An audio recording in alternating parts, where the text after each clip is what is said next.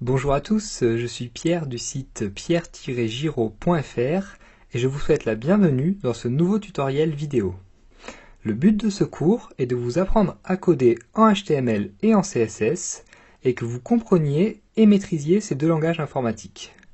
Alors dans cette première partie, je vais présenter les objectifs de ce cours, me présenter et vais vous apprendre les bases du HTML et du CSS, bases qui sont donc indispensables pour aller plus loin. Ce cours a été optimisé pour des personnes qui souhaiteraient soit travailler sur le référencement de leur site et l'optimiser, soit créer des sites innovants grâce au HTML5 et au CSS.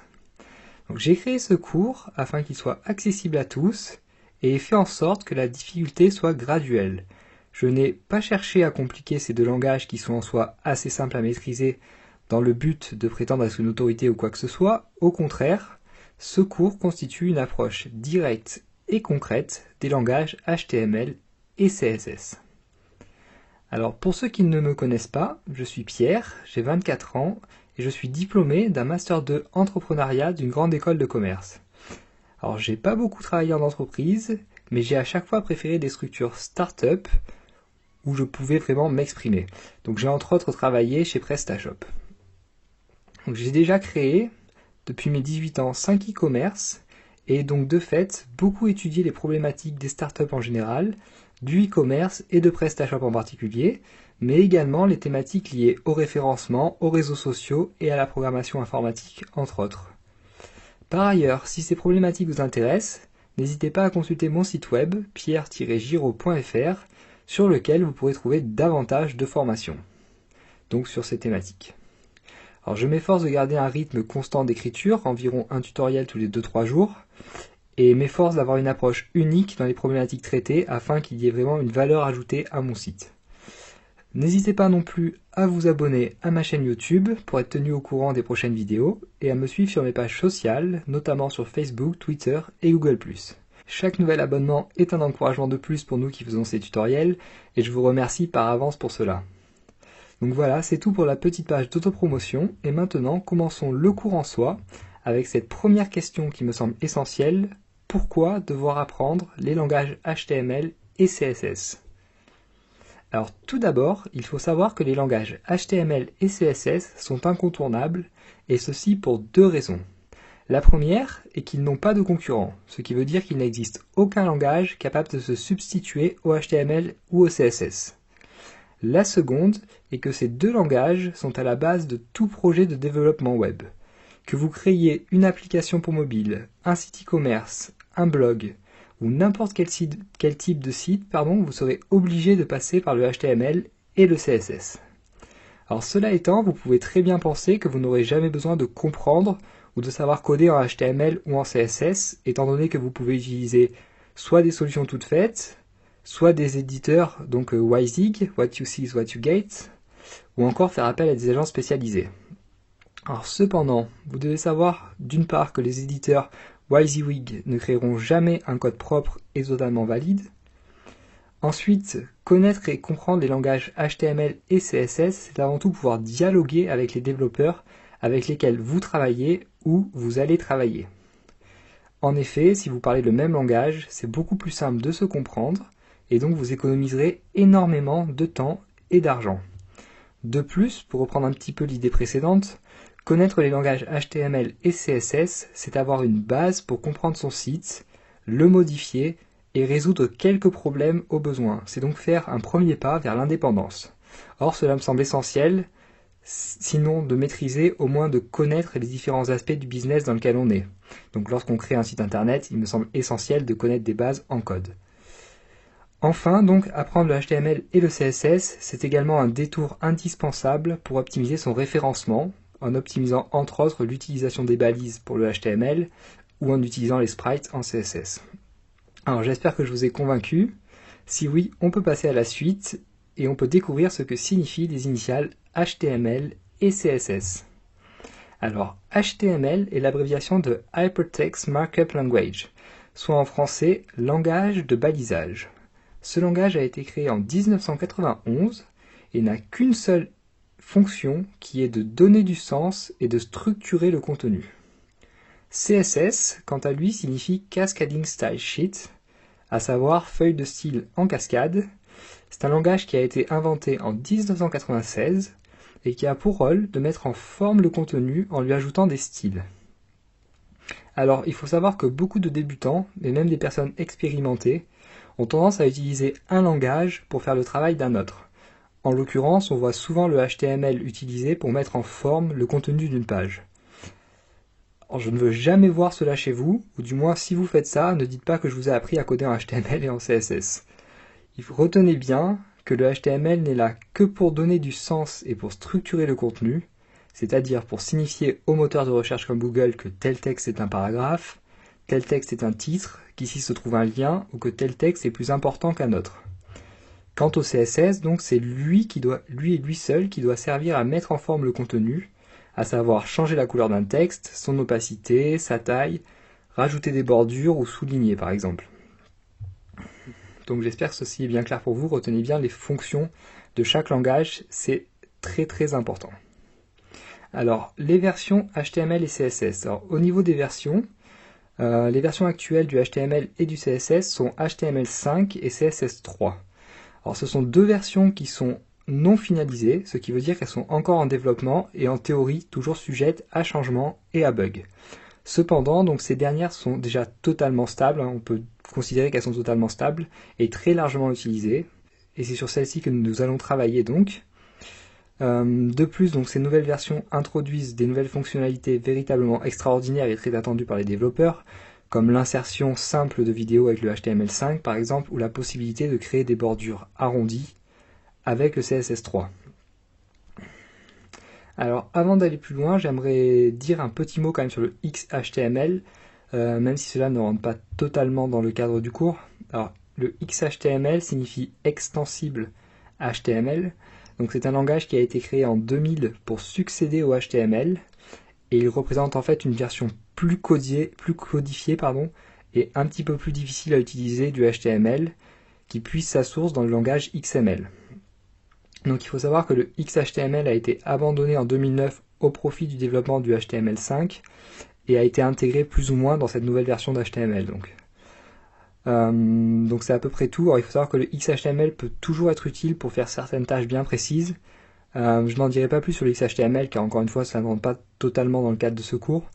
Mais si vous êtes curieux, n'hésitez pas à aller vous renseigner sur d'autres sites. Vous n'aurez aucun mal à trouver davantage d'informations. Il y a énormément de sites qui parlent de ce langage. Donc n'hésitez pas à aller vous renseigner sur ce langage si cela vous intéresse. Et donc on en a fini avec la première petite partie donc, de théorie. Et on va maintenant passer à la pratique. Et pour pratiquer, il faut les bons outils. Alors pour coder en HTML et en CSS, c'est très simple. On ne va avoir besoin que d'un éditeur de texte. Alors des éditeurs de texte, il y en a des milliers, beaucoup de gratuits, certains payants, et beaucoup d'entre eux possèdent les mêmes fonctionnalités. Donc le choix peut paraître difficile a priori. Alors cependant, je vais vous donner quelques recommandations. La première de mes recommandations déjà est de choisir un éditeur de texte gratuit, car cela suffira très amplement pour ce que l'on va faire ensemble, et même pour la suite. Ensuite, donc personnellement, moi j'utilise Komodo, car je le trouve très intuitif, bien fait, et que les fonctionnalités proposées me conviennent bien. Donc Komodo a en plus l'avantage d'être disponible pour Mac, pour Windows et pour Linux, et existe en deux versions, donc une gratuite, une payante. Alors si vous choisissez Komodo, je vous conseille de prendre la version gratuite qui est très largement suffisante.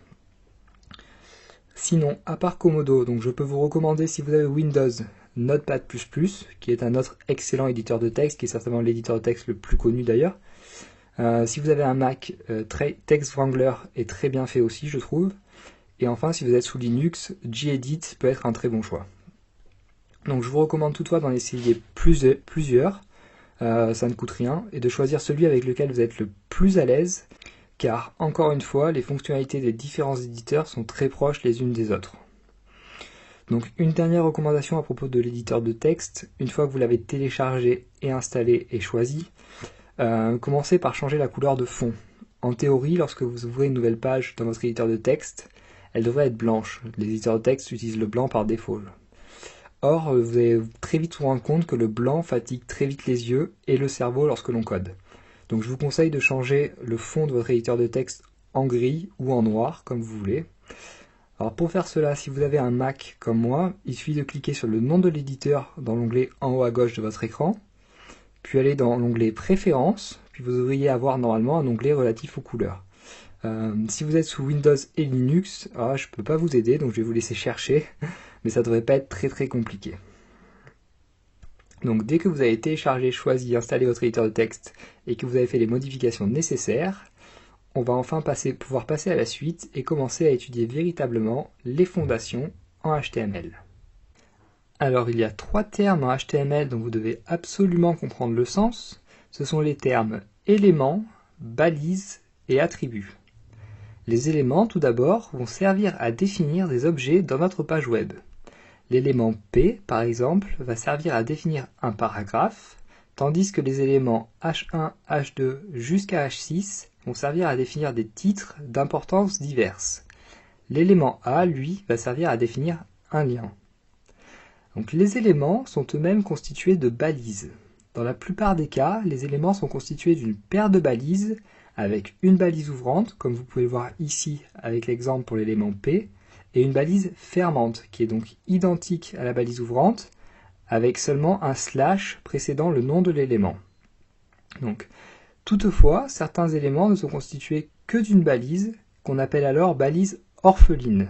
C'est par exemple le cas de l'élément BR, comme vous pouvez le voir ici. Donc BR signifie break et sert à notifier un retour à la ligne. Alors notez que dans le cas d'une balise orpheline, le slash est placé après le nom de l'élément. Donc certains développeurs omettent le slash pour les balises orphelines car il n'est pas véritablement obligatoire. Cependant, sachez que cela est considéré comme une mauvaise pratique et je vous déconseille donc de faire cela pour garder le code le plus propre et irréprochable possible. Les attributs, enfin, donc, correspondent à des propriétés utilisées pour donner des indications supplémentaires aux éléments, comme par exemple pour indiquer la cible d'un lien, c'est-à-dire le site vers lequel le lien doit mener. Les attributs se placent toujours dans la balise ouvrante des éléments. Alors tout cela doit vous paraître assez théorique pour le moment, ne vous inquiétez pas, avec un peu de pratique ce sera tout de suite beaucoup plus clair. Commençons déjà par regarder l'exemple ci-dessous qui devrait déjà beaucoup clarifier les choses je pense. Donc ici on voit bien que l'élément A est constitué d'une balise ouvrante, d'une encre textuelle, donc qui est le texte qui sera cliquable, et d'une balise fermante. Donc la balise ouvrante possède elle-même un attribut, l'attribut href en l'occurrence, qui permet d'indiquer le site vers lequel le lien doit mener. Alors retenez bien cette syntaxe, ce sera toujours la même, donc attribut égale guillemets valeur, et donc guillemets fermant. Donc voilà donc pour les notions d'éléments, de balises et d'attributs. Alors encore une fois, ne vous inquiétez pas si ce n'est pas totalement clair pour vous, ça viendra très vite avec la pratique. Pour le moment, contentez-vous juste de bien retenir le rôle et la place de chaque chose, donc des éléments, des balises et des attributs. Alors, la structure d'une page en HTML5, la structure minimale d'une page en HTML5. Donc toute page écrite en HTML5 va commencer par la déclaration de ce qu'on appelle un doctype. Le doctype, comme son nom l'indique, va indiquer le type de document. Ici, en l'occurrence, le type de document est HTML. On écrira donc doctype HTML. Alors retenez bien qu'il faut mettre un point d'exclamation au début de cet élément qui est un peu particulier. Donc les éléments indispensables à la construction d'une page web sont ensuite l'élément HTML qui va contenir toute notre page web, l'élément head dans lequel on va écrire des informations à propos de la page, comme le titre, les balises méta, etc. et l'élément body dans lequel on va placer tout le contenu HTML de notre page. Alors à savoir que les éléments head et body vont être à l'intérieur de l'élément HTML. L'élément head va ensuite lui-même contenir donc l'élément title et les méta, et en l'occurrence le méta charset qui est le type d'encodage utilisé pour la page. Alors voyons tout de suite ce que cela donne en pratique. Alors je ne vais pas utiliser mon éditeur, à savoir Komodo, mais à la place je vais utiliser un site qui s'appelle JSBean et qui possède l'avantage d'une part d'avoir une partie éditeur de texte justement, et d'autre part d'afficher le résultat en direct comme sur un moteur de recherche. C'est donc beaucoup plus facile pour moi de vous montrer en direct le résultat donc, de mes actions. Alors, vous concernant, donc je ne peux que vous conseiller d'utiliser votre éditeur de texte afin de vous familiariser avec lui. Si vous choisissez cette option, donc il vous faudra juste créer un document, puis l'enregistrer au format HTML, donc avec une extension .html. Ensuite, pour visualiser votre document dans votre navigateur, vous n'aurez qu'à double-cliquer dessus et celui-ci s'ouvrira automatiquement dans votre navigateur par défaut. Pensez bien donc à enregistrer dans votre éditeur les changements que vous faites dans vos pages HTML à chaque fois et à rafraîchir la page dans votre navigateur, sinon vous ne pourrez pas voir évidemment les changements effectués. Et ne rigolez pas, car ça nous est tous arrivé, et moi le premier, donc passer des minutes et des minutes à se demander ce qui ne fonctionne pas, alors qu'en fait nous avions juste oublié d'enregistrer la page ou d'actualiser cette page dans notre navigateur. Donc allons-y avec l'écriture de la structure minimale de notre page en HTML, et on va donc commencer par écrire le doctype. Ensuite, donc, on écrit l'élément HTML. Alors on pense bien à refermer les balises ouvertes à chaque fois. Donc je vous conseille de refermer les balises immédiatement après les avoir ouvertes. Ça évite beaucoup d'erreurs. Alors si vous avez un bon éditeur de texte, normalement celui-ci devrait refermer les balises automatiquement. Je sais que c'est le cas de Komodo entre autres. Alors ensuite, donc dans l'élément HTML, on place nos deux éléments head et body, l'un en dessous de l'autre. Puis dans l'élément head, on place donc l'élément title avec le titre de notre page. Donc ici par exemple, on peut écrire ma première page en HTML pour faire dans l'originalité. Et ensuite, donc en dessous, on écrit le meta charset, donc meta charset, et on va lui donner une valeur donc en UTF-8. Alors UTF-8 qui est l'encodage utilisé en gros pour toutes les langues latines. Voilà, donc vous venez de créer votre première page en HTML. Donc on peut commencer déjà par ajouter un petit paragraphe dans notre body pour donner un peu de contenu à cette page. Donc pour cela, on ouvre une balise P qu'on referme immédiatement. Et à l'intérieur, on écrit par exemple « Ceci est mon premier paragraphe ». Voilà donc pour cette première page en HTML. Alors, comme il n'est jamais trop tôt pour apprendre les bonnes manières, on va tout de suite voir quelques règles et quelques bonnes pratiques. Alors tout d'abord, comme vous l'avez remarqué, le HTML permet tout à fait d'imbriquer les éléments les uns dans les autres. Ici, par exemple, nous avons un élément title à l'intérieur de l'élément head, qui est lui-même à l'intérieur de l'élément HTML. Alors la seule chose à laquelle vous devez faire attention est de bien refermer les balises dans le bon ordre. Alors le bon ordre, lequel est-il? C'est A, B, BA. Donc en gros, l'élément HTML en premier ici, ensuite l'élément head, et donc on referme l'élément head avant de refermer l'élément HTML. Jamais donc AB, AB. Alors normalement, si vous refermez bien chaque balise juste après en avoir ouverte une, vous ne devriez jamais avoir de problème. Seconde bonne pratique, donc l'indentation. Alors indenter son code, c'est tout simplement ajouter des espaces au début de ligne afin de le rendre plus lisible. Et donc il n'y a pas vraiment de règles concernant l'indentation, toutefois, en général, on ajoute un espace à chaque fois que l'on ouvre une balise à l'intérieur d'un élément. Donc on voit que c'est ce que j'ai fait ici avec la balise ouvrante title par exemple. Je l'ai également fait pour la balise ouvrante head et pour la balise ouvrante body.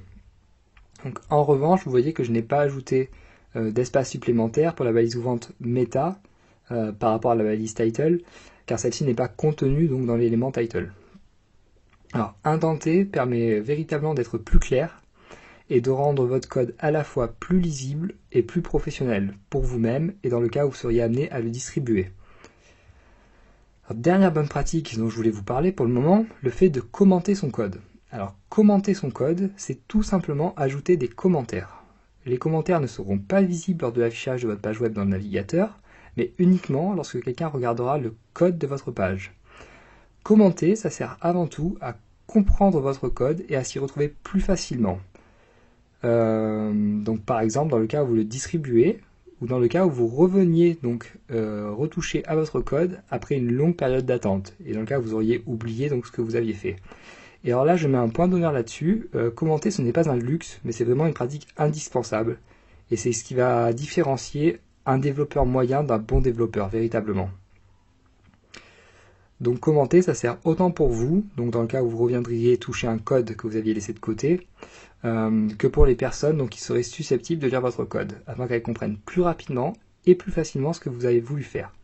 Alors pour commenter en HTML, c'est très simple, il suffit d'écrire chevron ouvrant, point d'exclamation, 2 tirets, ensuite votre commentaire ici, par exemple ceci est mon commentaire, et on referme avec 2 tirets à nouveau et un chevron fermant.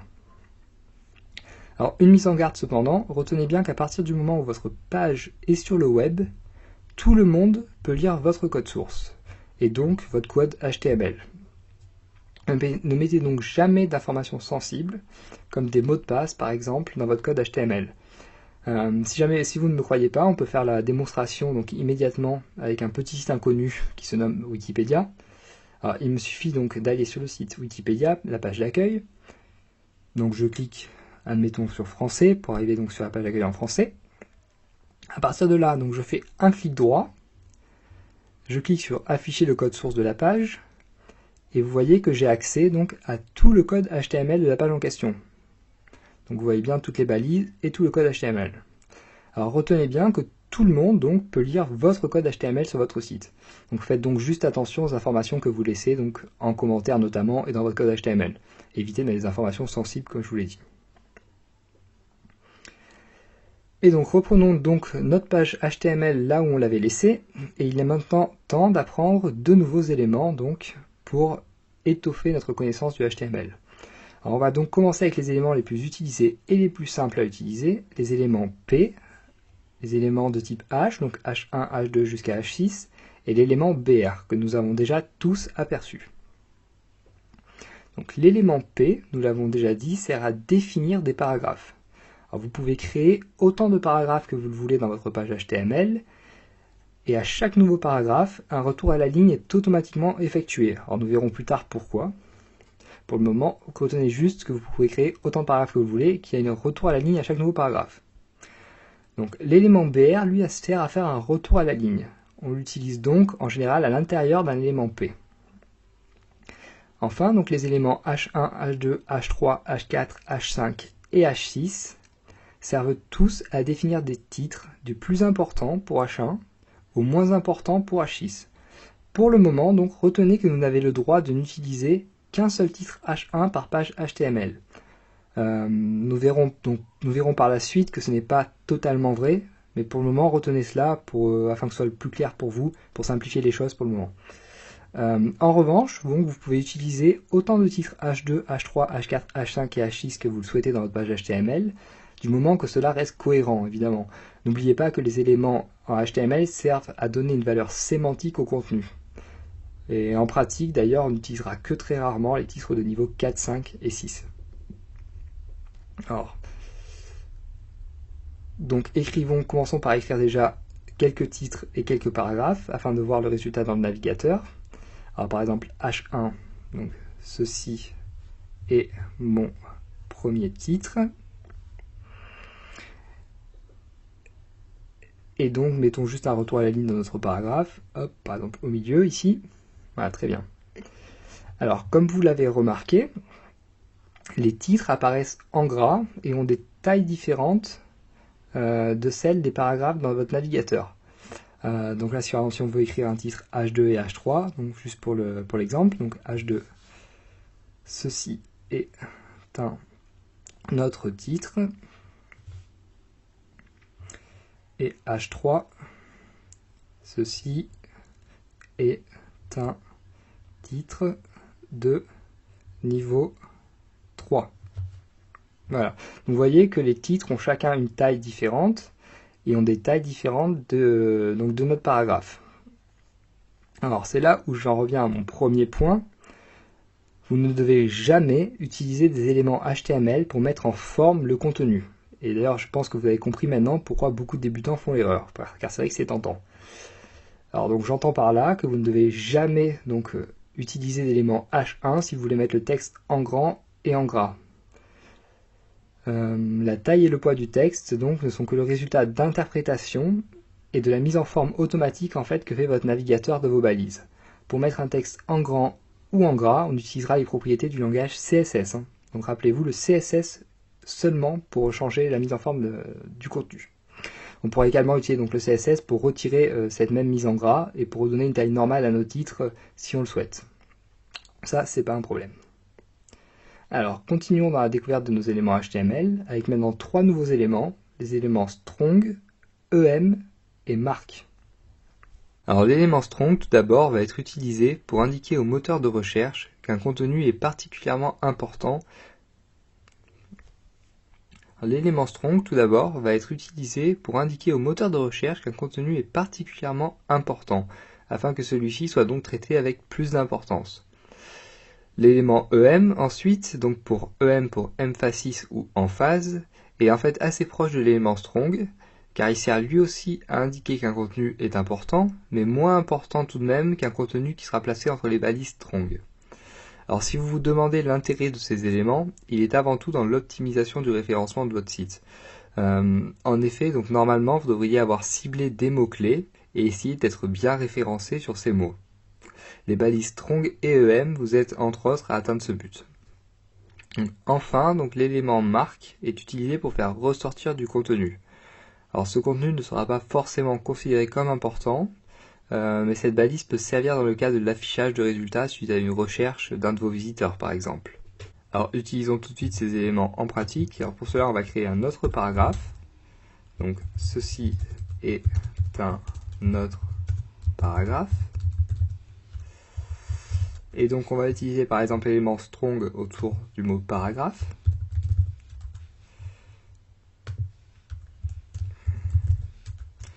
Donc vous voyez que la mise en forme réalisée par le navigateur, c'est une mise en gras du mot. Alors n'oubliez pas encore une fois qu'on utilise le CSS pour mettre en forme et pas le HTML. Alors maintenant on peut mettre par exemple le verbe être entre les balises EM par exemple. Donc EM, EM. Alors là vous voyez cette fois-ci donc que la mise en forme automatique donc c'est une mise en italique. Et enfin donc si on utilise l'élément donc mark autour de autre par exemple,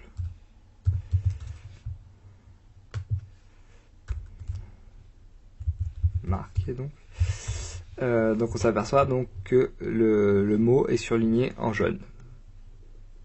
Voilà, donc c'est tout donc pour ces 6 éléments de base, donc les éléments de type H, l'élément P, l'élément BR et les éléments strong, EM et mark. Alors ce sont des éléments évidemment très importants, donc vous apprendrez à maîtriser au fur et à mesure de votre pratique. Et il est donc maintenant temps de s'attaquer à des éléments relativement plus complexes, et nous allons commencer avec les listes. Alors les listes, si vous vous demandez ce qu'elles sont, ce sont ce que vous créez entre autres quand vous utilisez des puces dans un document Word ou PowerPoint par exemple. Alors dans nos pages web, les listes vont avoir 2 grandes utilités possibles. La première, c'est qu'on peut les utiliser pour créer des menus, et la seconde, c'est qu'on peut les utiliser dans leur forme brute, afin de mieux présenter les articles d'un blog par exemple. Donc, il existe 3 grands types de listes, les listes ordonnées, les listes non ordonnées, et un type un peu différent, les listes de définition. Alors nous allons commencer avec les listes ordonnées et non ordonnées. Alors pour créer une liste non ordonnée, on va avoir besoin de 2 éléments différents.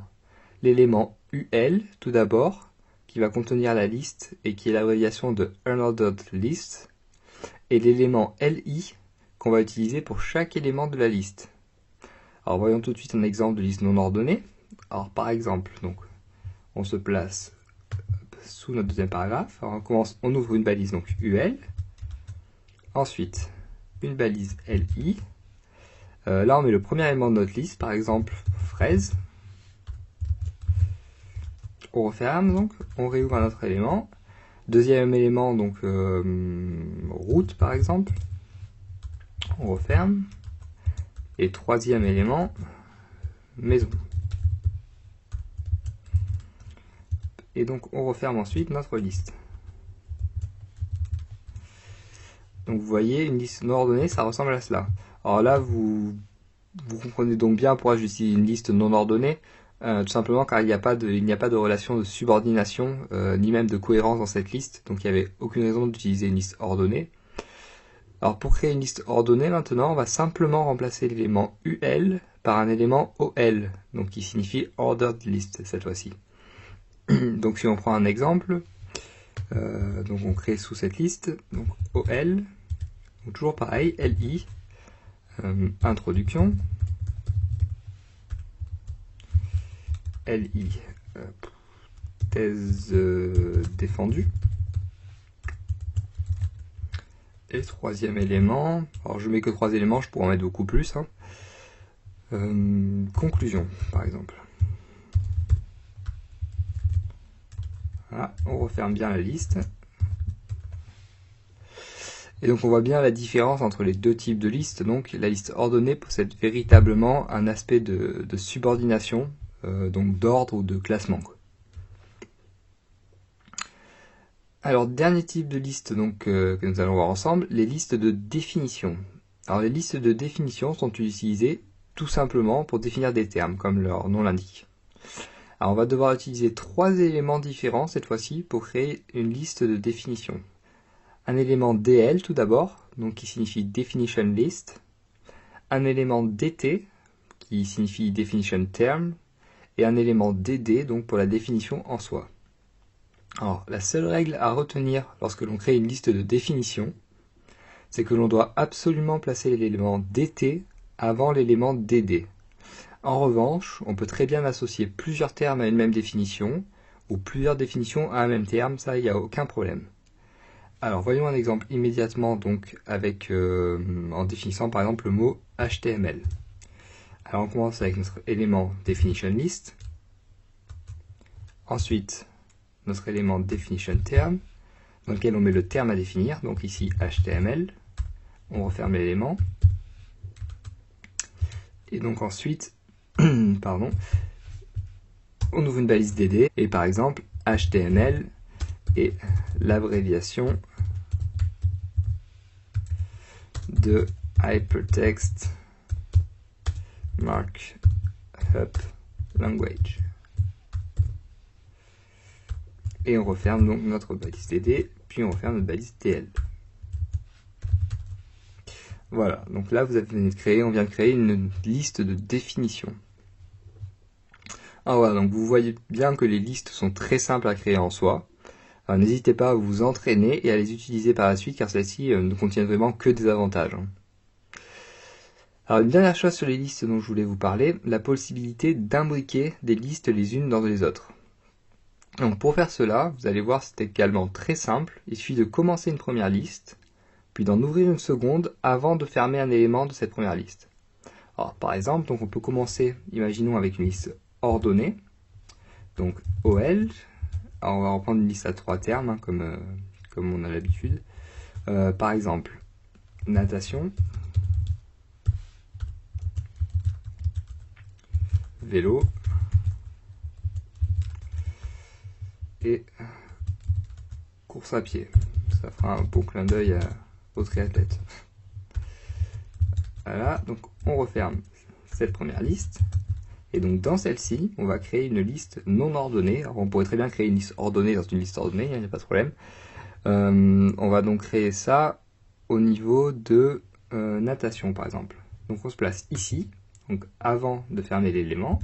Et là on crée une nouvelle liste, donc une liste UL. C'est là où je vous conseille vraiment de commencer à fermer donc les balises une fois ouvertes, sinon vous allez vous perdre. UL et donc LI, alors pour nager il nous faut quoi? Un maillot, pas comme mayonnaise, un bonnet et des lunettes par exemple.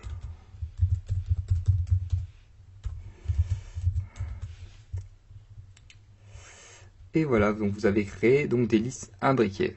Alors ça c'est tout simple, si vous faites bien attention à bien refermer les balises au bon moment, et ce sera jamais plus compliqué que ça, hein. Donc remarquez quand même tout de même au passage que c'est beaucoup plus simple à lire avec une bonne indentation, hein. Si j'avais pas eu une indentation, ça aurait été beaucoup plus compliqué et j'aurais pu m'y perdre. Donc pensez à bien indenter quand vous faites vos listes également. Et donc nous arrivons à l'une des dernières choses que je veux voir avec vous dans cette introduction au HTML, à savoir la création de liens. Alors il faut tout d'abord savoir qu'il y a différents types de liens, et pour le moment nous allons nous concentrer sur les deux plus connus, qui sont les liens internes et les liens externes. Alors un lien interne tout d'abord est un lien créé entre deux pages d'un même site web, tandis qu'un lien externe est un lien menant d'un site web vers un autre site web. Alors pour créer des liens, on en a déjà parlé, on va utiliser l'élément A avec son attribut href, qui signifie Hypertext Reference, et qui sert donc à indiquer la cible du lien. Alors quel que soit le type de lien créé, la seule chose qui va changer, ça va être ce que l'on va mettre en valeur de l'attribut href. Alors commençons donc avec les liens internes, et pour créer des liens internes, on va utiliser un chemin qu'on appelle relatif. Ce qui veut dire en fait qu'on va situer la page vers laquelle on veut faire un lien relativement par rapport à la page à partir de laquelle on fait un lien. Alors il y a trois cas à distinguer donc pour les liens internes. Le premier cas, donc le cas où les deux pages web, donc la page à partir de laquelle on fait un lien et celle vers laquelle on fait un lien, sont dans le même dossier. Alors dans ce cas, on précise simplement le nom de la page dans l'attribut href en valeur, comme ceci, donc ici, vous voyez, page2.html. Alors page 2, évidemment, c'est un exemple. Vous devrez mettre le nom de votre page vers laquelle vous voulez faire un lien. Alors le deuxième cas, donc c'est le cas où la page vers laquelle on veut faire un lien se trouve dans un sous-dossier. Alors il faudra donc en tenir compte dans la valeur de l'attribut href et l'indiquer donc comme ceci, sous-dossier / page 2. Alors encore une fois, sous-dossier, vous remplacerez par le nom de votre sous-dossier.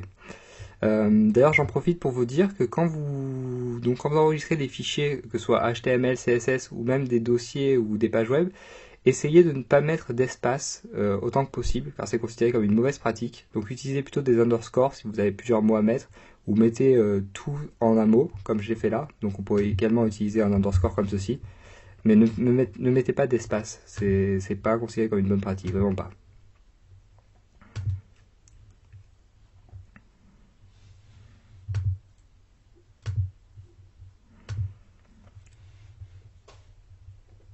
Et donc le troisième et dernier cas, donc le cas où la page vers laquelle on veut faire un lien se trouve dans un dossier parent. Alors dans ce cas, on devra rajouter, comme je l'ai écrit ici, 2 points et un slash.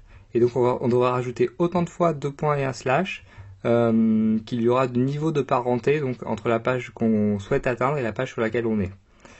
Donc c'est à peu près tout. Alors illustrons tout de suite cela avec un exemple. Et pour l'exemple, donc on va commencer par devoir créer 3 dossiers. Un premier dossier donc qu'on va placer sur notre bureau et que l'on va appeler lien parent. Un second dossier à l'intérieur de ce premier dossier que l'on va appeler lien. Et un troisième et dernier dossier à l'intérieur du dossier lien que l'on va appeler lien sous. Alors allez-y, moi je l'avais déjà fait en avance. Et donc normalement vous devriez vous retrouver avec quelque chose qui ressemble à ça. Donc un dossier lien parent que vous avez placé sur votre bureau ou ailleurs, hein. D'ailleurs faites comme vous voulez, mais je vous conseille de le mettre sur votre bureau, ce sera plus simple. Dans le dossier lien parent, vous devriez avoir un dossier lien seulement. Et dans ce dossier lien, vous devriez avoir un autre dossier qui s'appelle lien sous. Et donc dans le dossier lien sous, vous n'avez rien normalement. Donc j'espère que c'est bon, vous avez vos 3 dossiers. Alors ensuite, donc on va ouvrir notre éditeur de texte, car pour créer des liens entre deux pages, eh bien, il faut plusieurs pages, et il faut les enregistrer, et moi je ne peux pas le faire avec JSBin, donc on va le faire avec l'éditeur de texte. Donc on ouvre notre éditeur de texte, pour moi c'est Komodo.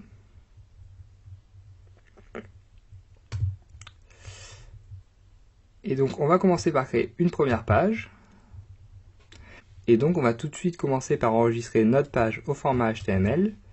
Donc on va l'appeler page1.html et on va la mettre dans notre dossier lien.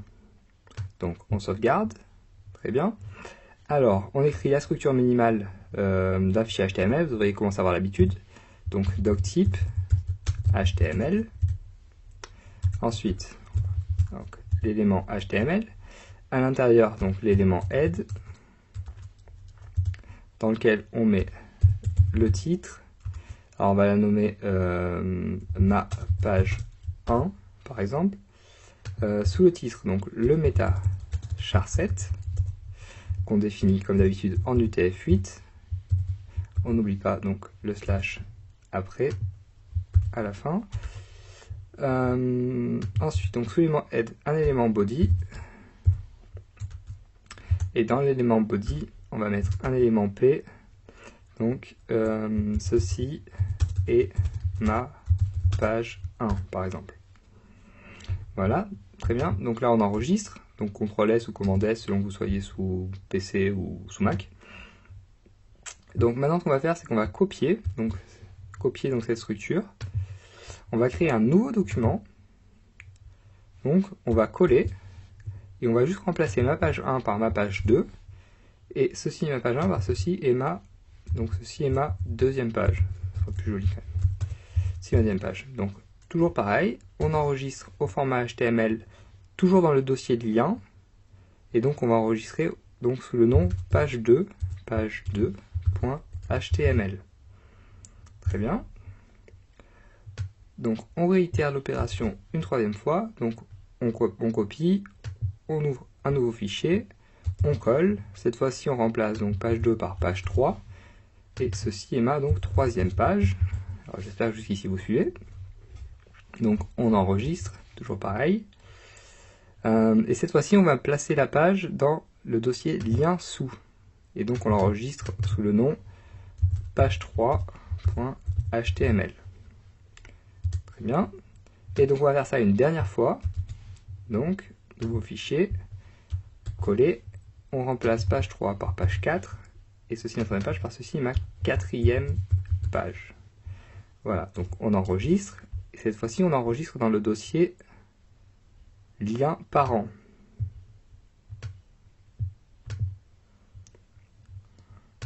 Et on enregistre donc sous le nom page 4.html.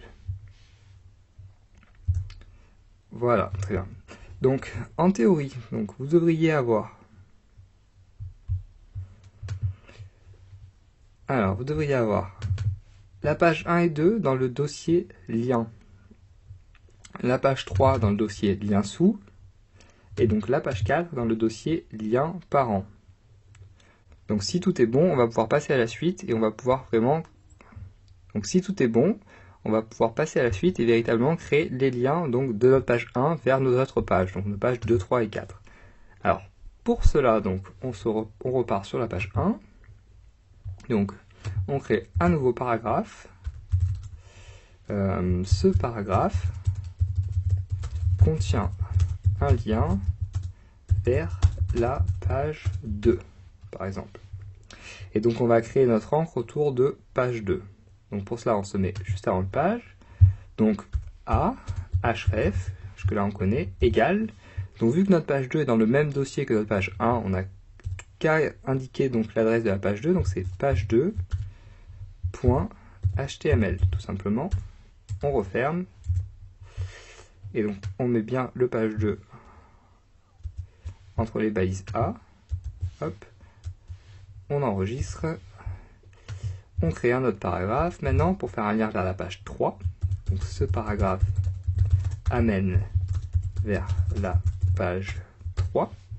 Alors cette fois-ci, la page 3 est dans un sous-dossier, donc il faut en tenir compte.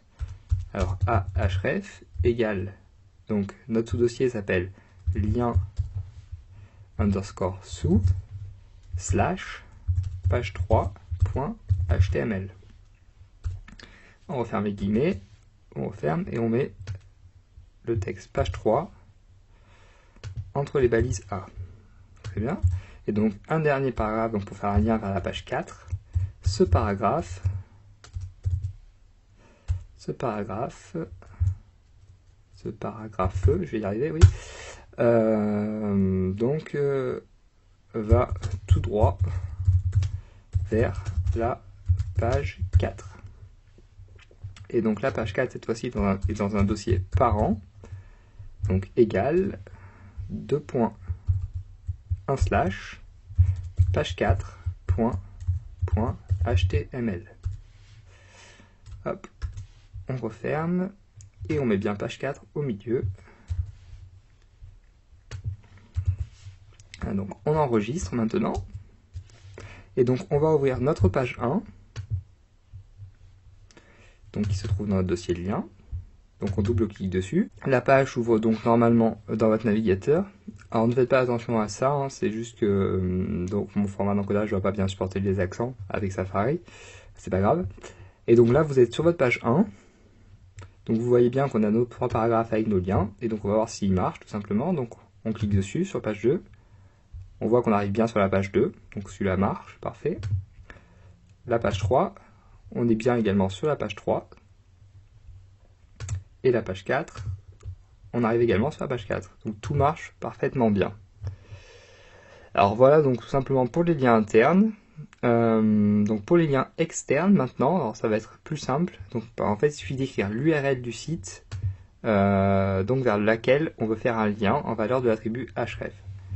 Alors par exemple, si je veux faire un lien donc vers Wikipédia, j'aurais qu'à écrire donc dans un paragraphe visiter le site Wikipédia par exemple. Donc on va mettre le lien autour de Wikipédia, donc a href égale donc http je crois qu'il y a 3w .wikipédia et je crois que c'est .org. On referme donc, hop, on dit X, commande V, on enregistre bien notre page, on retourne sur notre page 1, on rafraîchit la page. Et donc lorsqu'on clique, est-ce qu'on arrive bien sur Wikipédia? Oui, on arrive bien sur Wikipédia, donc ça marche parfaitement bien. Alors maintenant, si vous voulez faire en sorte que votre lien s'ouvre dans une nouvelle fenêtre, car là vous avez remarqué donc qu'on perd la fenêtre actuelle, donc les visiteurs sortiront de votre site s'ils cliquent sur un lien, donc c'est pas forcément ce que vous voulez. Donc si on veut faire en sorte que votre lien s'ouvre dans une nouvelle fenêtre ou dans un nouvel onglet, donc on devra rajouter l'attribut target à l'élément A et lui ajouter la valeur blank. Alors, voyons tout de suite comment faire ça. Donc on se passe donc, dans la balise ouvrante A, hop, donc derrière l'attribut href, on écrit un attribut target égale underscore blank, tout simplement. Donc on enregistre, et lorsqu'on retourne sur notre page, donc on rafraîchit la page, et lorsqu'on clique dessus, vous voyez donc que le lien cette fois-ci s'ouvre dans un nouvel onglet. Donc c'est exactement ce qu'on voulait. Alors en revanche, vous ne pouvez pas choisir si le lien s'ouvrira dans un nouvel onglet ou dans une nouvelle fenêtre, car ce choix est généralement laissé au navigateur ou au visiteur. Mais bon, vous pouvez être sûr en tout cas que votre lien s'ouvrira dans un nouvel onglet ou dans une nouvelle fenêtre, ce qui est déjà pas mal.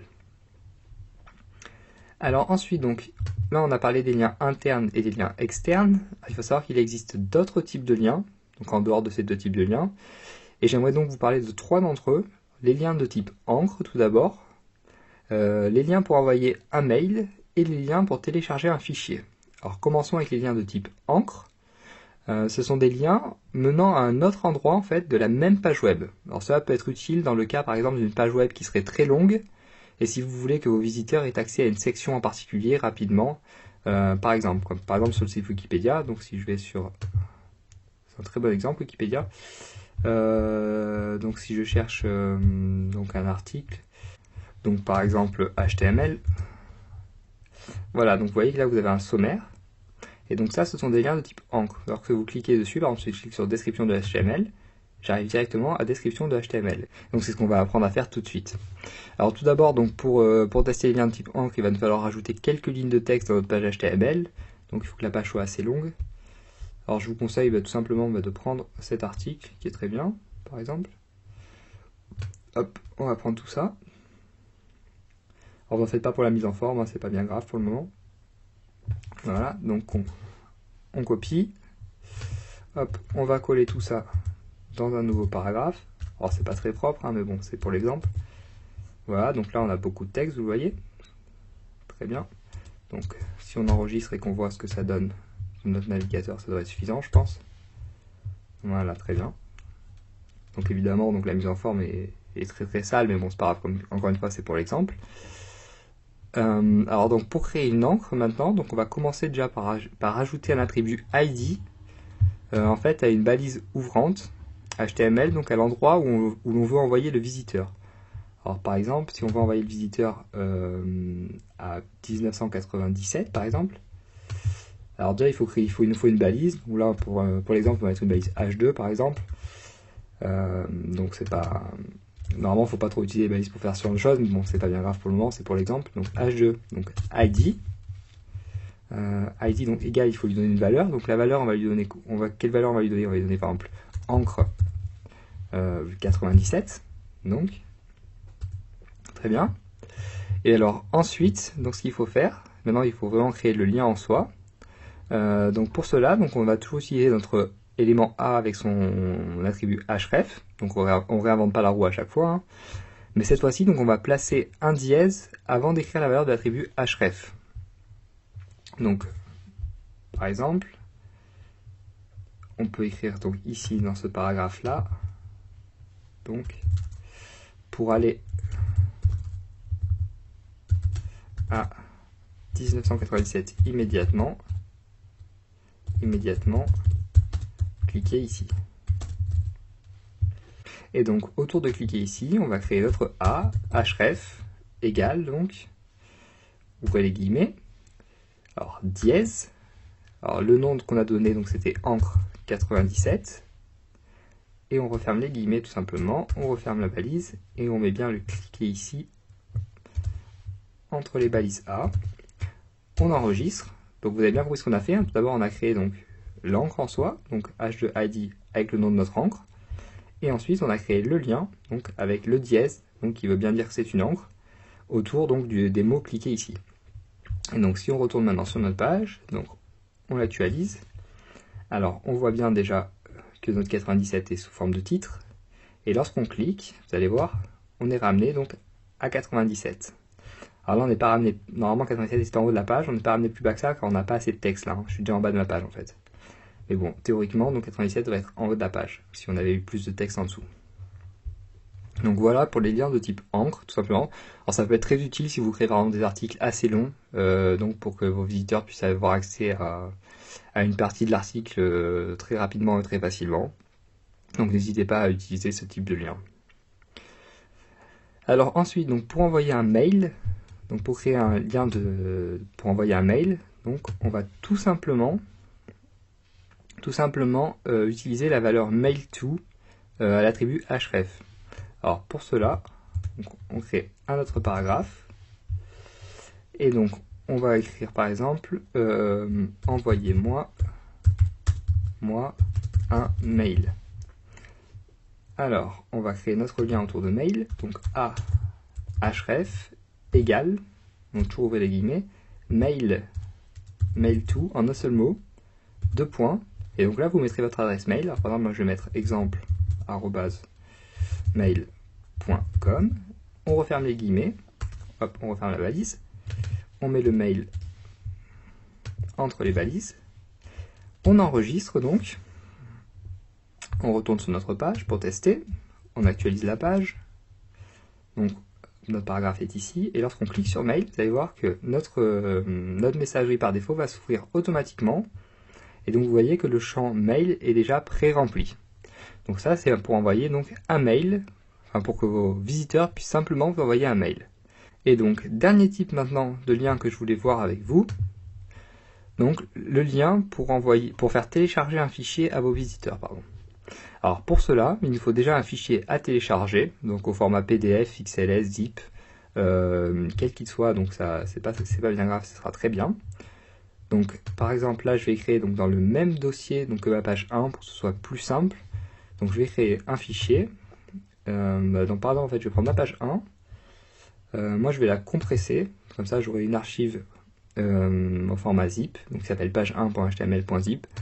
Alors, vous, si vous ne pouvez pas compresser de cette façon, n'hésitez pas à créer n'importe quoi, un fichier Word ou un fichier PDF, par exemple. Donc que vous mettrez donc dans le même dossier donc, que votre page 1.html. Et ensuite, donc, il ne nous reste plus qu'à faire un lien, comme on a l'habitude en utilisant un chemin relatif. Alors par exemple, donc si ce dossier était sur un serveur, on écrirait donc p télécharger mon super fichier. Donc on met le lien autour de fichier par exemple, donc a href égale, donc on utilise un chemin relatif, comme les deux pages, donc comme la page et le fichier à télécharger sont dans le même dossier, il suffit tout simplement d'écrire le nom du fichier à télécharger, donc c'est page1.html.zip pour moi. Hop. Et on referme donc, et on met bien l'encre fichier au milieu. Voilà, alors ça c'est la théorie donc si vous aviez votre dossier sur un serveur distant, donc il faudrait faire un chemin relatif comme ça, tout simplement. Là, dans mon cas, ça va pas marcher, tout simplement parce que mon fichier est déjà sur ma machine, en fait. Mon fichier est déjà sur mon ordinateur. Je ne peux donc pas le télécharger. Donc, cependant, si vous êtes vraiment sur votre serveur, donc si votre site est sur le web, vous devrez faire comme je l'ai fait dans mon exemple, donc juste mettre le chemin relatif, donc d'une page par rapport à l'autre, tout simplement. Donc voilà, donc ça c'était pour télécharger donc un fichier. Donc voilà, donc c'est tout pour les liens en fait. Hein. Donc on a vu donc les liens internes, liens externes, liens donc pour envoyer un mail, lien de type encre et lien pour télécharger un fichier. Alors je pense que ça fait pas mal de nouvelles choses à assimiler d'un coup, donc n'hésitez pas à faire une pause et à laisser reposer cela un instant et à revenir, donc re-regarder tout ça pour éviter de confondre les différents types de liens, car c'est quand même très important donc cette leçon sur les liens. Donc n'hésitez pas à vraiment prendre un moment, à revenir et à bien comprendre chaque type de lien et comment utiliser chaque type de lien. Voilà, donc pour les autres, donc pour ceux qui sont encore fonctionnels, on continue. Et donc j'aimerais terminer cette partie d'introduction au HTML avec un petit peu de théorie et quelques mises en garde. Alors pour commencer déjà, vous devez savoir que différents navigateurs peuvent produire différents résultats à partir d'un même code. Autrement dit, donc il est possible que votre page web s'affiche différemment selon le navigateur utilisé par vos visiteurs. Alors pourquoi cela? Tout simplement car tous les navigateurs ne supportent pas les mêmes propriétés et ne reconnaissent pas les mêmes éléments. Alors vous avez de la chance aujourd'hui en fait, donc les dernières versions de quasiment tous les navigateurs sont standardisées et reconnaissent et traitent donc un même code de la même façon dans à peu près 95% des cas. Mais c'était loin d'être le cas il y a quelques années de cela, sachez-le. Le problème donc va venir du fait que différentes versions de chaque navigateur coexistent. Alors certains de vos visiteurs utilisent en fait encore Internet Explorer 7, d'autres vont utiliser Explorer 8, d'autres vont utiliser Internet Explorer 9, d'autres une vieille version de Firefox, etc., etc. Donc le problème va en fait très souvent venir des vieilles versions d'Internet Explorer qui ne reconnaissent pas certaines fonctionnalités du HTML entre autres et du CSS3, ou qui utilisent des propriétés non standardisées, c'est-à-dire qui sont propres à Internet Explorer. Ça, c'était encore dans l'ère où Windows dominait le monde. Donc si je vous dis tout cela, c'est vraiment pour attirer votre attention sur la nécessité de tester votre code avec différents navigateurs et différentes versions de chaque navigateur, afin de voir si le résultat est plus ou moins conforme à vos attentes. Alors donc si vous cherchez un peu sur internet, vous verrez qu'il y a des sites donc, qui proposent automatiquement de tester sous tous les navigateurs et toutes les versions. Vous pouvez les utiliser si vous voulez, sinon cantonnez-vous vraiment aux versions les plus importantes donc selon vos visiteurs. Donc pour tester donc si le résultat est plus ou moins conforme à vos attentes. Alors s'il ne l'est pas, je vous laisse encore une fois chercher sur le web, vous trouverez des patchs donc pour telle ou telle propriété pour Internet Explorer 7 par exemple, donc qui corrige les erreurs. Donc je vous laisse chercher car en fait tout détailler ici serait vraiment trop long car il y a énormément de patchs. Donc je vais chercher selon vos besoins spécifiques. Alors ne devenez pas maniaque pour autant, hein, ne perdez pas des jours et des jours à fixer une broutille pour une version d'un navigateur qui est utilisée que par 3 de vos visiteurs. Donc vraiment concentrez-vous sur les problèmes essentiels. Alors en revanche, vous devez absolument vous efforcer d'avoir un code propre et valide, ne serait-ce que pour ne pas être pénalisé donc d'un point de vue référencement par les moteurs de recherche.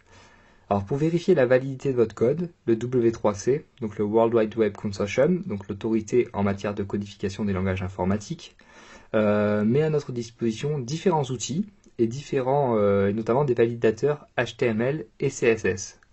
Alors vous pouvez trouver donc ces validateurs à ces adresses. Pour le validateur HTML, c'est http://validator.w3.org et pour le validateur CSS, donc c'est http://jigsaw.w3.org/css validator. Donc vous devez vraiment vous efforcer d'avoir toujours un code valide. Et voilà qui clôt notre introduction au HTML. Et il est donc maintenant temps de passer au CSS. Et donc vous allez enfin pouvoir modifier l'apparence de vos textes, rajouter des bordures ou changer la disposition des éléments sur votre page. Mais tout d'abord, nous allons commencer, comme nous l'avions fait avec le HTML, avec quelques éléments de vocabulaire et avec ces trois termes, sélecteur, propriété et valeur. Alors, un sélecteur, tout d'abord, va servir à déterminer, donc à sélectionner, à quel élément un style va être appliqué. Par exemple, P est un sélecteur. Dans ce cas, cela signifie que je veux appliquer un style particulier, en fait, à tous les paragraphes de ma page web. Une propriété, donc, ensuite, sert à déterminer le style qui va être appliqué à un élément, comme par exemple changer sa couleur, changer sa taille, la police d'écriture, rajouter une marge ou une bordure, entre autres. Une valeur, enfin, donc, va déterminer le comportement d'une propriété. Pour la propriété color, par exemple, qui va servir à changer la couleur du texte, la valeur peut être blue, donc bleu, red, rouge ou green, vert, par exemple. Alors, d'un point de vue pratique, comment cela se présente? Donc, on va voir ça tout de suite avec un exemple. Donc, ici, j'utilise le sélecteur P pour signifier que je vais appliquer un style à tous les paragraphes de ma page. Les propriétés sont color, donc pour changer la couleur, et font size, pour changer la taille du texte. Donc, en fait, je dis que je veux changer de la couleur et la taille de mes paragraphes. Et les valeurs, donc ici, sont blue, donc bleu, et 16 pixels, donc pour la taille du texte. Alors en fait, cela veut dire que tous mes paragraphes seront en bleu et auront une taille de 16 pixels. Alors ce que j'ai écrit ici, là, tout ça, s'appelle une déclaration en CSS. Alors observez bien la syntaxe, car elle sera toujours la même quoi que vous fassiez. Un sélecteur tout d'abord, puis une paire d'accolades, et à l'intérieur des accolades, des propriétés et des valeurs, séparées donc par deux points entre la propriété et la valeur, et par un point-virgule avant chaque nouvelle propriété. Donc si vous comprenez ça déjà, c'est que vous avez compris la base en CSS. Alors donc, ne vous inquiétez pas, de toute façon cette syntaxe va très vite vous rentrer dans la tête avec un petit peu d'entraînement. Alors voyons maintenant où écrire le CSS. Alors pour écrire le CSS, vous avez trois possibilités, bien qu'une seule soit en fait vraiment recommandée. Donc vous pouvez écrire le CSS soit dans l'élément head de votre document HTML, soit dans la balise ouvrante d'un élément de votre fichier HTML, ou soit dans un fichier CSS séparé portant l'extension .css. Donc, la méthode recommandée, pour des raisons de performance et de clarté du code, est d'écrire le CSS dans un fichier séparé. Cependant, vous pouvez également utiliser l'une des deux premières méthodes si vraiment vous n'avez pas le choix. Donc voyons ensemble chacune de ces méthodes, en commençant par la première, donc placer le CSS dans l'élément head d'un document HTML. Alors pour cela, moi je vais récupérer JSBin. Vous pouvez garder votre éditeur de texte si vous le souhaitez, ce sera pareil. Donc je vais récupérer ma page web. Alors n'hésitez pas à reprendre une page web différente ou à reprendre une nouvelle page HTML, il n'y a aucun problème. Le tout est que vous écriviez donc la structure minimale d'une page avec un ou deux paragraphes. Et donc je vais me placer dans l'élément head donc, de ma page HTML, donc qui est ici. Et je vais écrire donc deux balises style, donc une balise ouvrante, style, que je vais refermer immédiatement. Et à l'intérieur, donc, je vais écrire ma déclaration en CSS comme on l'a vu précédemment. Par exemple, si je veux changer la couleur des paragraphes, j'écrirai P, donc accolade, color, blue si je veux mettre les paragraphes en bleu, et point virgule. Et donc vous voyez ici que tous les paragraphes, tous les éléments de type P sont maintenant en bleu. Alors deuxième méthode maintenant, donc dans la balise ouvrante d'un élément HTML. Donc je supprime ça, et je vais me placer dans la balise ouvrante d'un élément HTML. Par exemple, donc dans la balise ouvrante de mon titre H1. Donc j'ai cette fois-ci utilisé l'attribut style, donc toujours style mais cette fois-ci c'est un attribut, égal donc, guillemets, donc color, blue, point virgule. Et on referme les guillemets. Donc vous voyez que c'est toujours la même syntaxe, propriété, deux points et valeur, avec un point virgule. Et donc vous voyez bien que mon titre est maintenant en bleu, donc ce que j'ai demandé dans ma déclaration en CSS. Et donc maintenant, dernière méthode, on va écrire le CSS dans un fichier séparé. Alors pour cela, on va commencer par ouvrir un nouveau fichier. Donc je vais revenir avec mon éditeur de texte, donc Komodo. Donc on ouvre un nouveau fichier, on va l'enregistrer donc dans le même dossier que notre page 1.html. Je vais l'enregistrer sous le nom style.html. style.css. Je vous invite à faire la même chose. En général, les fichiers de CSS, on les appelle style.css, le fichier principal du moins. Donc je sauvegarde. Donc vous voyez bien que j'ai ma page .css. Et donc maintenant, nous allons devoir lier notre fichier HTML avec notre fichier CSS, afin que les styles donc, soient bien appliqués à la page HTML en question. Alors pour cela, donc on se retourne sur notre page 1.html, donc si on veut changer le style de la page 1.html, et donc on va rajouter une ligne de code dans l'élément head, donc on se place dans l'élément head, et on va rajouter donc link rel égale, alors là vous mettez le style de fichier, donc ici c'est style sheet, donc link rel égale style sheet, et ensuite on utilise l'attribut href pour savoir à quel fichier on fait référence, donc dans notre cas c'est style.css. Alors là vous avez reconnu un chemin relatif, donc j'ai mis que style.css car nos deux fichiers sont dans le même dossier. Si mon style.css avait été dans un sous-dossier, on aurait dû le mentionner donc dans la valeur d'attribut href. Et donc maintenant, un slash, car c'est une balise orpheline, et on referme la balise. On enregistre, et donc maintenant nos deux fichiers sont liés entre eux. Et donc on n'a plus qu'à retourner sur notre page style.css, et à écrire donc nos déclarations comme on l'a vu au début, par exemple p, donc accolade, color par exemple, red pour changer un peu. On enregistre donc.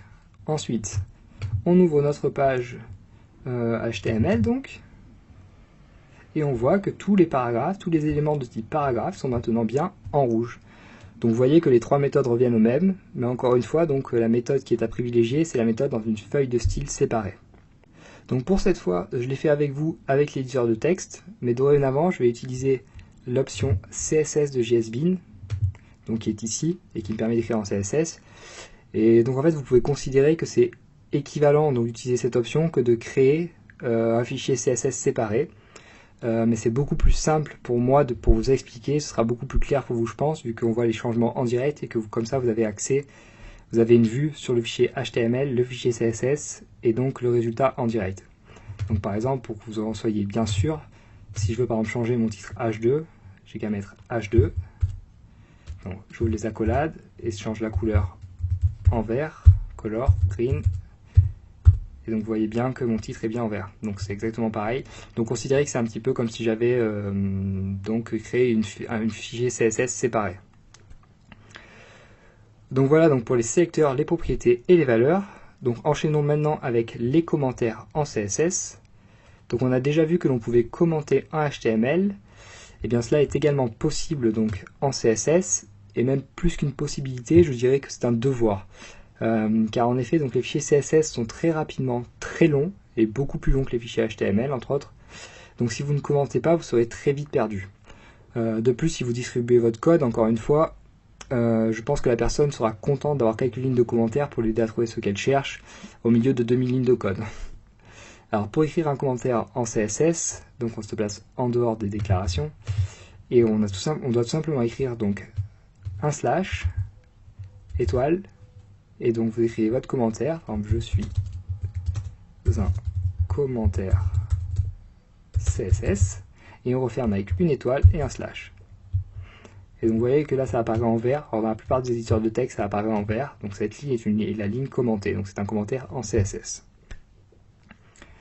Alors retournons maintenant à nos sélecteurs. Alors jusqu'à présent nous n'avons manipulé que des sélecteurs que l'on appelle sélecteurs simples, car ils correspondent en fait à des éléments HTML, comme par exemple ici H2, et des éléments HTML donc qui n'ont pas d'attributs. Donc ce type de sélecteur doit être préféré tant que possible pour des raisons d'optimisation et de performance du code. En effet, donc ces sélecteurs requièrent moins de code, sont donc moins gourmands en énergie, et ça fait donc que votre page s'affichera plus rapidement qu'avec des sélecteurs plus complexes. Alors le problème maintenant, c'est qu'on est quand même très limité avec des sélecteurs simples. En effet, donc comment peut-on faire pour appliquer un style différent à deux éléments de même type avec des sélecteurs simples? Par exemple, si vous voulez appliquer un style différent à deux paragraphes, c'est tout simplement pas possible. Et c'est donc pour ça qu'on a créé donc deux attributs, qui sont les attributs class et id. Alors class et id sont deux attributs HTML qui ont été créés pour pouvoir appliquer différents styles à des éléments de même type. Class permet également donc de faire l'inverse et d'appliquer le même style à différents éléments choisis. Alors voyons tout de suite comment cela fonctionne. Alors premièrement, on se place dans la balise ouvrante d'un élément HTML. Donc par exemple, si je me place dans la balise ouvrante de mon premier paragraphe ici, donc, et j'écris donc par exemple mon attribut classe, ensuite égale donc une valeur, comme pour tout attribut. Alors on peut choisir n'importe quelle valeur, le tout étant qu'elle ait du sens pour nous. Donc par exemple, pour le premier paragraphe, je peux choisir comme valeur, par exemple, premier P, donc pour premier paragraphe. Donc ça sera très bien. Ensuite, donc, on retourne sur notre fichier CSS, et cette fois-ci, on va devoir commencer notre déclaration par un point. Alors, à chaque fois qu'on utilisera l'attribut classe, il faudra utiliser un point au début de notre déclaration dans notre fichier CSS. Après le point, donc, on écrit la valeur de notre attribut, donc ici c'est premier P, et ensuite on écrit notre déclaration, donc comme on a l'habitude, tout simplement. Par exemple, si je veux encore une fois changer la couleur, color, et on va mettre du jaune cette fois-ci, yellow. Et donc vous voyez que cette fois-ci, il n'y a que mon premier paragraphe, donc qui est en jaune. Donc ce paragraphe-là maintenant possède un style bien à lui. Alors voyons maintenant comment ça fonctionne avec l'attribut ID. Donc je vous ai dit qu'il y avait classe et ID. Donc on va commencer par faire la même chose, à savoir donc se placer dans la balise ouvrante d'un élément, par exemple le deuxième paragraphe d'en dessous, et on va écrire l'attribut ID avec la valeur donc que l'on souhaite. Par exemple ici je vais écrire deuxième P. Alors essayez de ne pas mettre de caractère spécial ni d'accent quand vous écrivez des choses comme ça. D'ailleurs, comme lorsque vous enregistrez un fichier ou quoi, je vous avais dit déjà de ne pas mettre d'espace. N'écrivez pas non plus donc, de caractères spéciaux ni d'accent, restez très simple. Donc deuxième P. Ensuite, donc, on retourne une nouvelle fois donc, sur notre fichier CSS. Et cette fois-ci, on va commencer non pas par un point, mais par un dièse. En fait, à chaque fois qu'on aura l'attribut ID, il faudra commencer par un dièse. Alors je ne sais pas si vous vous rappelez, mais on utilisait déjà le dièse pour les encres, et en fait donc c'est le même ID qu'on utilisait pour les encres que celui qu'on utilise maintenant pour faire cela. Et je ne sais pas si vous vous rappelez, il y avait déjà un dièse donc pour les encres, et il y a toujours un dièse ici, donc en fait c'est le même principe en gros. Donc retenez bien qu'avec ID il y a toujours un dièse. Donc après le dièse, on va écrire la valeur qu'on a donnée à notre ID, donc ici c'est deuxième P. Et on écrit ensuite donc notre déclaration comme on a l'habitude. Par exemple donc color, et on peut mettre laquelle j'ai pas encore utilisé, rouge, red. Donc vous voyez que mon paragraphe a une couleur rouge maintenant. Donc voilà, donc je vous ai dit que classe permettait également d'appliquer le même style à différents éléments. Alors comment? Tout simplement en attribuant la même valeur à deux attributs classes différents, et donc les éléments ciblés hériteront du même style. Alors comment ça marche en pratique? Donc ici par exemple, si je récupère ma valeur classe avec ma valeur premier P, donc je copie, et si je colle ça par exemple dans l'élément LI donc de ma première liste, voilà, vous voyez maintenant donc que mon premier élément, donc l'élément fraise, a le même style que mon paragraphe, donc jaune. Ce qui est normal puisqu'en fait donc, ces deux classes font référence donc, au même style ici, à la même déclaration. Donc ici on a du jaune et du jaune. Donc en fait c'est tout simple. Alors vous devez peut-être vous demander donc pourquoi avoir créé classe et ID et pas que classe dans ce cas. Alors en fait il y a une différence entre classe et ID, une seule différence, c'est qu'un ID en fait avec une valeur précise ne doit être utilisé qu'une seule fois par page. Rappelez-vous en effet donc des encres, imaginez qu'on ait deux ID identiques, alors dans ce cas je vous demande où l'encre ramènerait-elle. Ça poserait donc des problèmes de code évidemment, puisque en fait l'encre ramènerait à deux endroits différents, donc on ne saurait pas. Et ID sera donc préféré pour les éléments uniques dans la page web, comme un logo par exemple. Donc vous utilisez un ID avec une valeur précise qu'une seule fois dans la page.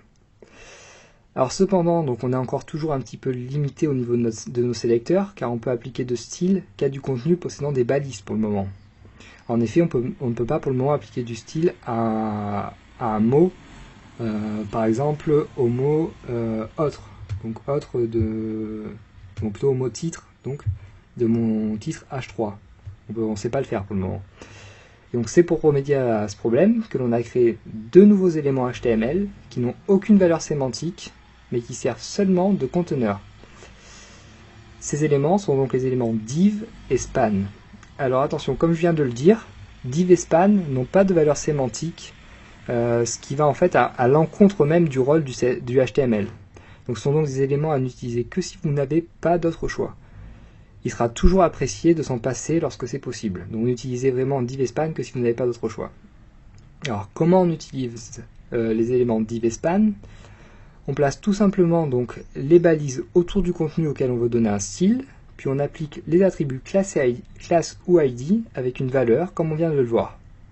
Alors par exemple si on le fait autour de titre, par exemple, je vais utiliser l'attribut donc span, l'élément span pardon, span classe par exemple égale mot titre en valeur on va mettre, donc mot titre, ça fait beaucoup de T, hop, voilà, donc on n'oublie pas les guillemets des deux côtés sinon ça ne peut pas marcher.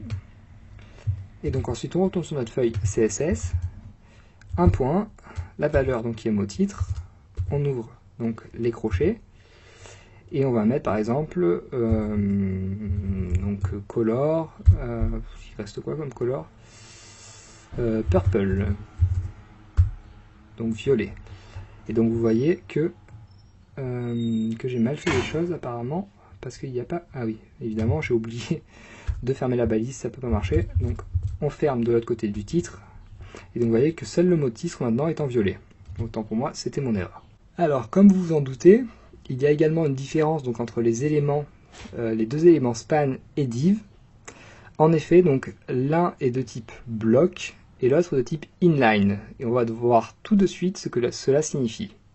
En HTML, tout élément est soit un élément de type block, soit un élément de type inline. En l'occurrence, ici, div est un élément de type block, tandis que span est un élément de type inline. Alors, quelles sont les différences entre les éléments de type block et les éléments de type inline? Alors, les éléments de type block commencent tous sur une nouvelle ligne, c'est-à-dire qu'il y a un retour à la ligne d'effectuer à chaque fois qu'on utilise un élément de type block. Les éléments de type block occupent toute la largeur disponible et peuvent être imbriqués les uns dans les autres et peuvent également contenir des éléments de type inline. Maintenant, les éléments de type inline ne commencent pas sur une nouvelle ligne, mais s'insèrent donc dans la ligne actuelle, occupent seulement la largeur nécessaire et peuvent contenir d'autres éléments de type inline, mais ne peuvent pas contenir des éléments de type block. Alors, voyons tout de suite quelques exemples d'éléments de type inline ou block afin que ce soit plus clair pour vous. Donc par exemple, l'élément P est un élément de type block. On a déjà dit qu'à chaque fois qu'on utilisait un élément P, on avait un retour à la ligne. Les éléments EM, strong et mark sont des éléments de type inline. On a bien vu que lorsqu'on utilisait les balises EM, strong ou mark à l'intérieur d'un élément P, il n'y avait pas de retour à la ligne. Les éléments H1, H2, H3 sont des éléments de type block. Ensuite, on a les éléments header, article et footer qu'on n'a pas encore vu mais qui sont des éléments structurels du HTML5 et qu'on va voir donc dans la suite du cours qui sont des éléments de type block. OL, UL et DL, donc les éléments de type list sont également des éléments de type block. L'élément table aussi, pardon, donc l'élément tableau.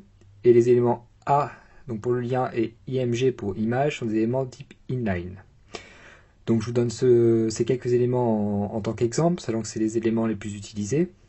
Si vous êtes curieux, n'hésitez pas à vous renseigner, à voir les autres éléments, mais de toute façon, on va les apprendre au fur et à mesure dans la suite du cours. Alors, la distinction entre éléments de type block et inline doit peut-être vous paraître un petit peu floue pour le moment. C'est tout à fait normal, je pense, à votre niveau, mais faites l'effort donc de retenir les différences entre ces types d'éléments, car cela va être tout à fait crucial en fait dans la suite pour mettre en forme des pages web et notamment pour arranger la disposition des différents éléments. Alors, restons encore un peu donc, dans ce monde merveilleux des sélecteurs, et nous allons donc maintenant voir ensemble quelques sélecteurs avancés. Alors, les sélecteurs avancés sont véritablement, on peut dire, ce qui fait la force du CSS, car en effet, on va pouvoir cibler des contenus très précisément. Alors, tout d'abord, il est possible de sélectionner tous les éléments donc d'une page grâce au sélecteur universel étoile. Donc si vous utilisez étoile donc, comme sélecteur dans une page CSS, vous pouvez cibler tous les éléments et appliquer un style à tous les éléments d'une page. Si vous voulez appliquer un style aux éléments A et B, par exemple un élément de type paragraphe et un élément H2, vous n'aurez qu'à écrire A, B, donc P, H2 par exemple. Et ensuite votre déclaration CSS. Maintenant si vous voulez sélectionner donc, et appliquer un style à un élément B contenu dans un élément A, vous devrez écrire tout simplement AB, donc le nom des deux éléments l'un après l'autre, avec l'élément conteneur tout d'abord et l'élément contenu en second. Donc pour sélectionner maintenant le premier élément B suivant un élément A, vous écrirez A plus B. Pour sélectionner tous les éléments C possédant un attribut en particulier, vous écrirez C et attribut entre crochets. Pour sélectionner tous les éléments D possédant un attribut en particulier et une valeur exactement, vous écrirez D et entre crochets attribut égale valeur. Enfin, pour sélectionner tous les éléments E possédant un attribut en particulier et une valeur, vous écrirez E et entre crochets attribut étoile égale valeur. Alors ce ne sont que quelques-uns des sélecteurs avancés qui existent. En effet, il en existe beaucoup plus et certains qui sont beaucoup plus performants. Je ne vous ai présenté ici donc que les sélecteurs les plus utilisés et les plus connus. Si ce sujet vous intéresse, si vous êtes curieux, n'hésitez pas à aller notamment sur le site du W3C, donc qui répertorie tous les sélecteurs HTML existants. Donc pour le moment, retenez juste donc que ces sélecteurs existent. Je ne vais pas vous demander de les apprendre tous par cœur, mais retenez qu'ils existent et que vous pouvez vous en servir au besoin, et qui peuvent donc être un très très gros atout donc, pour la présentation de vos pages. Et donc j'aimerais terminer cette introduction au CSS en vous parlant de la notion d'héritage. Alors on dit que les éléments HTML héritent des classes de leurs parents, et c'est d'ailleurs pour ça que le CSS s'appelle Cascading Style Sheet, donc feuille de style en cascade, c'est de là que vient le nom cascade. Alors cela veut dire en fait que par exemple si vous appliquez un style à l'élément, disons, à l'élément body d'une page HTML, tous les éléments contenus dans l'élément body, donc par exemple les éléments H1, H2 ou P que vous aurez mis, vont hériter donc des styles de l'élément body. Alors en cas de conflit, donc vous devez vous demander ce qui se passe si par exemple à l'élément body on applique une color bleue, par exemple, et qu'à un paragraphe on applique une color red. Comment ça va se passer, car en fait les deux styles vont rentrer en conflit. Donc en cas de conflit, en fait, le style le plus proche de l'élément en question va être appliqué. Donc pour le paragraphe en question, par exemple, ce sera donc le color red qui est attaché à l'élément P. Alors on peut illustrer ça tout de suite avec un exemple, donc en reprenant donc notre éditeur de texte ou JSBean, donc moi je vais utiliser JSBean. Donc je peux appliquer un style à mon body, donc body. Par exemple si je veux faire color gray, donc couleur grise. Donc vous voyez bien que tout s'est mis en gris, sauf les paragraphes, en fait, il y avait déjà un style. Car en effet, donc là, le style est plus proche donc, du paragraphe que le style body. Donc lorsqu'il y a un conflit, en fait, c'est le style le plus proche donc, de l'élément en question qui est appliqué. Le style le plus proche du contenu en question qui est appliqué. Donc c'est tout simple. Donc retenez bien cette notion d'héritage qui est vraiment cruciale donc, dans la compréhension du langage CSS.